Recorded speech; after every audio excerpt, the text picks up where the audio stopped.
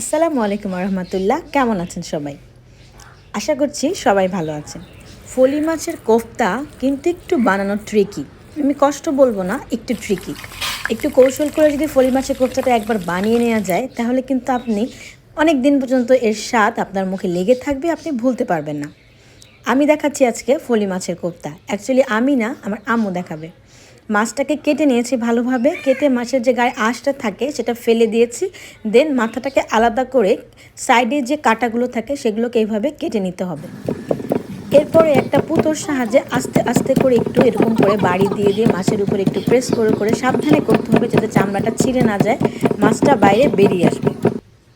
একটু সময় নিয়ে এভাবে করে যখন মাছটা সাইড থেকে বেরিয়ে আসবে তখন হাত দিয়ে এভাবে মাছটাকে এরকম করে ভাগ করে ফেলতে হবে।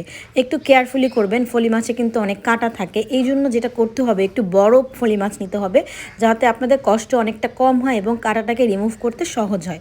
এরপরে একটা চামচের সাহায্যে মাছের স্কিন থেকে কাঁটাগুলোকে বের করে নিয়ে মাছের কাঁটাগুলোকে বেছে নিতে হবে এবং যে স্কিনের মধ্যে অনেকটাই কাঁটা লেগে থাকে সেটাকে বেছে নিতে হবে।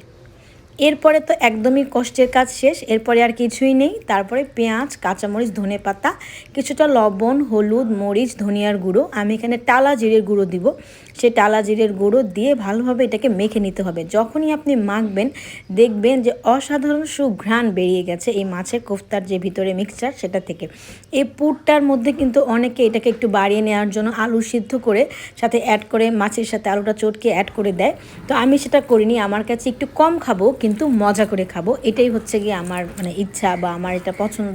তো আলুটা দিলে মাছের স্বাদ তো অবভিয়াসলি অনেকটা কমে যায়। তো যদি কারো ফ্যামিলি মেম্বার অনেক বেশি হয় বা একটু আলু দিয়ে খেতে পছন্দ করেন সেক্ষেত্রে এই পর্যায়ে সিদ্ধ করে চটকে রাখা আলুটা আপনি দিতে পারেন। তো খুব ভালোভাবে পাটার মধ্যে মাখাচ্ছি। যদি পাটা কেউ ইউজ করতে না চান বা যারা দেশের বাইরে থাকেন তাদেরকে পাটা না থাকে সেই ক্ষেত্রে কিন্তু আপনারা একটা হ্যামারের সাহায্যেও চপিং বোর্ডের উপরে নিয়ে থেতলে নিতে পারেন। এই দেখেন আমার একদম রেডি হয়ে গেছে। এরপরে মাছের স্কিনটার মধ্যে একটু লবণ হলুদ মাখিয়ে নিয়েছি যেন সাদা দেখা না যায়। এরপরে সেই পুরটা ভিতরে ভরে এভাবে জাস্ট ট্রিকিভাবে এভাবে ফোল্ড করে দিতে হবে। দেখেন কতটা সুন্দরভাবে রেডি হয়ে গেছে। ব্যাস আর কিছুই না, চাইলে সর্ষের তেলেও ভাজতে পারেন অথবা যে কোনো কুকিং অয়েলে ফ্রাই করে নিতে পারেন। ডিপ ফ্রাই করতে হবে না, শ্যালো ফ্রাইয়ের মতো করে করলেই হয়ে যাবে। আঁচটা একদম কম থাকতে হবে যেহেতু ভিতরে মাছটা একদম কাঁচা, এটাকে সেদ্ধ হওয়ার সময় দিতে হবে। আমি কিছুটা লবণ হলুদ দিয়ে একটু পেঁয়াজ ভেজে নিচ্ছি, এটাকে আমি ভাতের সাথে মাখিয়ে কিভাবে খাবো সেটা আপনারা দেখবেন। তো এটা তো খুবই মজার একটা খাবার। আমার বাড়ি বিক্রমপুরের মানুষরা খুবই পছন্দ করে। আমাদের বাসায় আসলে ফলি মাছ মানেই এটা, এভাবে কোফতা বানিয়ে খেতেই হবে। খুবই খুবই টেস্টি, অন্য যে কোনো মাছের থেকে এই ফলি মাছের কোফতাটা কিন্তু অনেক বেশি মজার হয়। গরম ভাতের সাথে শুকনো মরিচটাকে মাখিয়ে এভাবে খাবেন, তারপরে বলবেন, আমাকে কমেন্টসের মাধ্যমে জানাবেন কেমন লাগছে রেসিপিটি বানিয়ে করার পরে আপনার ভালো লাগলো কি না। সো ভালো থাকবেন সবাই, আমার জন্য দোয়া করবেন। আমার ফেসবুকে যে পেজটা আছে রূপন্তিস কিচেন, কাইন্ডলি ফলো দিয়ে আসবেন এবং আমার ইউটিউব চ্যানেলটিকে সাবস্ক্রাইব করার জন্য অনুরোধ রইল। ভালো থাকবেন সবাই, আজকে এই পর্যন্তই বিদায় নিচ্ছি। আল্লাহ হাফেজ।